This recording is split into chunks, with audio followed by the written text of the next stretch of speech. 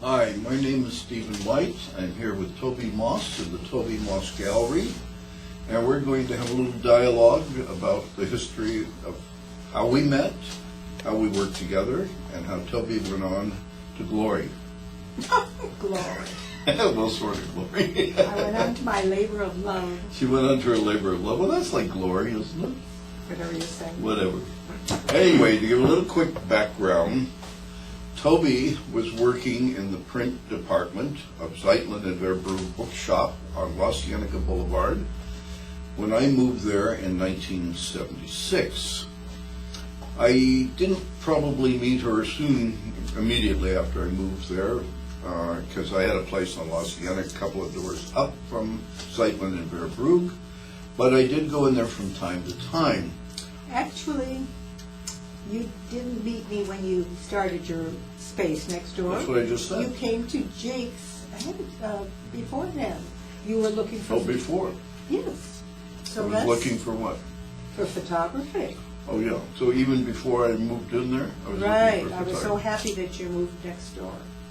Okay, so we knew each other for a while, and at one point, after probably a couple of years, Tobey confided in me that she was leaving Jake's.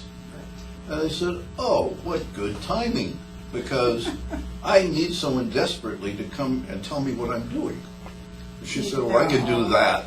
He No. told me that he was great, that Joan Myers was leaving, and that you needed somebody to sit at the gallery while you went to Europe. Oh, Wasn't that is that right? what I told you? Probably. That's what you told me. That was probably a lie, but it was sorry. And so I said, okay, I'll help you out for a couple of months. That's true. And that couple of months went on for how long? 2 years. Oh, well, if each month is a year. It's about right, yeah. So during those 2 years, I must say that Tobey taught us kind of the fundamentals of what you need to keep a gallery together, and primarily how to set up and maintain an inventory and to organize it so you know where to find things and how to find them, all of which was extremely helpful to us. At that point, I think realizing that we were now okay and could survive without her, she decided to go on to greater things. Well, I had to get back to my prints. Yes. I have a love of the techniques of printmaking. And Jake had been very generous in counseling me and teaching me so much.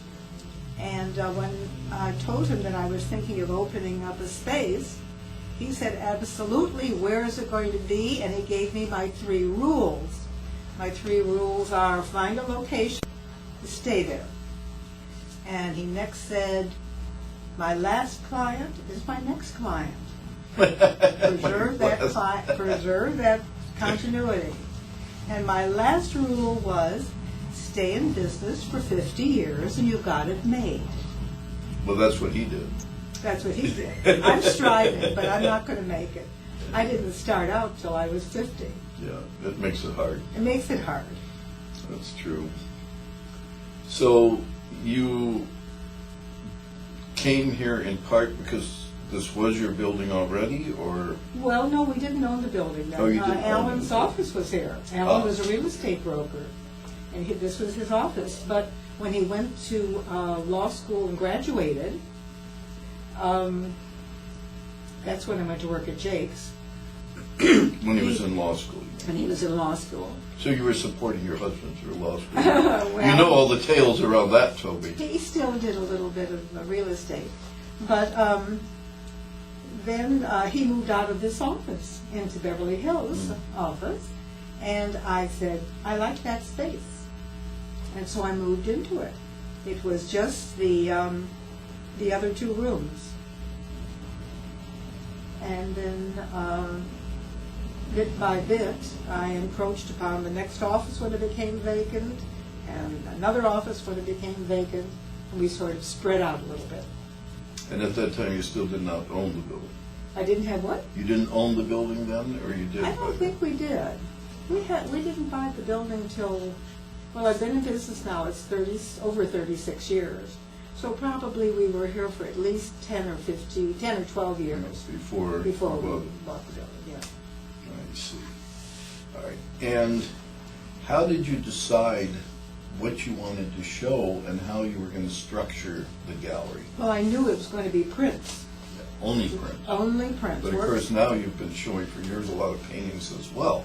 Well, but that's much more recent. What happened was that when my customers, my clients at Jake's, and you have to realize I was not doing sales at Jake's. When they heard that I was leaving, they said, please don't forget us, you know what we like, and just keep alert and contact us if there's something that comes up.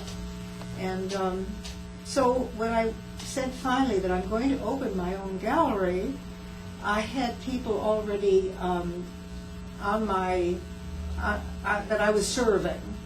And then also some people wanted me to buy some things from them. So I began to put together a little bit of inventory.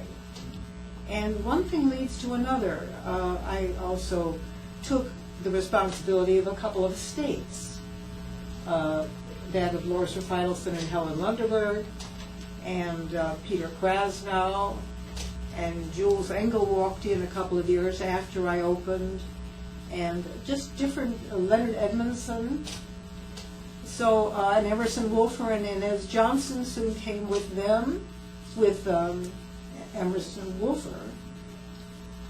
So you kind of began to focus on California printmakers. Well, that's just because as a matter of course. Right. When I took on Feidelson and Lundeberg, they had in their estate many prints from Europe. German Expressionist, English prints, prints from primarily Europe and some United States. And so I did help them move those out. But then in doing research, I realized that the publications, the history books that I had of art in the United States, this is American art, blah, blah, blah, none of those writers or publishers or curators had crossed the Hudson River. They didn't know there was anything west of the Hudson River. They didn't know there was anything west of the river. So There's a great, you remember this cartoon? Yes. In By, the New Yorker on the cover? Right. Wasn't it a Silverstein cartoon? Steinberg. Steinberg, yeah. And it shows New York like this, and then the Hudson River, and then there's a sliver for the rest of the country. Right. Well, that was really the way it was in the 80s, in the 70s particularly. By the 80s, a couple of European museums jumped over the pond and had shows, notably the Louisiana in Denmark, and well, then the Pompidou was another decade later. But the country began to realize that not all life was in New York. Previously, in California in the 30s, 40s, 50s, 60s, the artists had to realize that in order to get known, or in order for a curator to see them, they had to go to New York. They had to establish a presence in New York. There were very few curators who came. The Museum of Modern Art was the most outgoing. They came a couple of times. There were a couple of noteworthy curators who... What about John Bullard coming from New Orleans? Who? John Bullard? Oh yes, John Bullard came from New Orleans, yeah. But, so that sort of made me get angry, and I decided to focus on the artists of Southern California. Sometimes Northern California, but mostly Southern California, who were active in the 1930s on. Because in the 1930s is when they began to venture out into abstraction and to surrealism, post-surrealism, and left behind the California Impressionism and the Hudson River School and the landscapes and the seascapes, etc. So that was a key that became a launching pad. And And your particular interest was in modernism? yes, modern, yes, definitely, abstraction, and surrealism, absolutely.